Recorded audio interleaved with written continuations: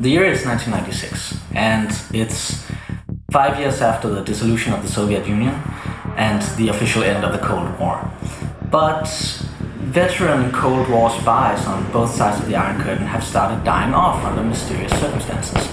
So the elements within the FSB and the CIA get together in secret to discuss this new threat and figure out what to do about it, how to counter it.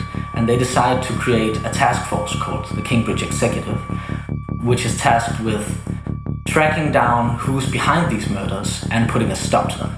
Unfortunately, the people who meet here, they don't actually have a mandate to create such a task force. And if they took it up the chain of command, it would be shut down immediately, because even though the Cold War is officially over, the FSB and the CIA are still very much the competition, right? So they create this organization in complete secrecy. And as a result, it's kind of underfunded, and the people assigned to it are whoever could be spared from both of the organizations, whoever nobody would notice if they kind of went missing to go work on something really secret.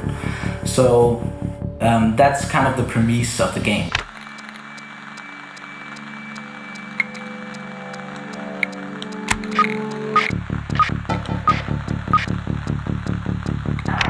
So the main thing that makes Clandestine unique, of course, is the asymmetrical gameplay, the asymmetrical co-op, the dynamic between the two players.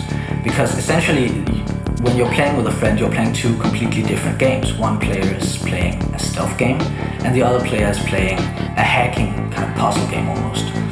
Of course, we're trying to make sure that the hacking game still plays like a stealth game, still has stealth elements. So as you're hacking your way through the network, gradually gaining control over all the level infrastructure, the admins have a presence on the network as well. They're moving around, doing routine work. And you want to be careful not to alert them, not to make them too suspicious of you, because then they'll track you down and they'll start tracing your connections and cutting off the things you've hacked, and you'll need to actually, cut the connection yourself to prevent them from finding you and shutting you off the network.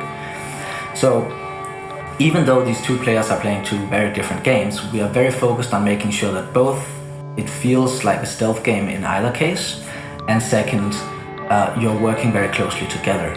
We want to make sure that you're always communicating and that it always feels like you're working towards the same thing. You're solving the same immediate situation, even though you're doing it in vastly different ways.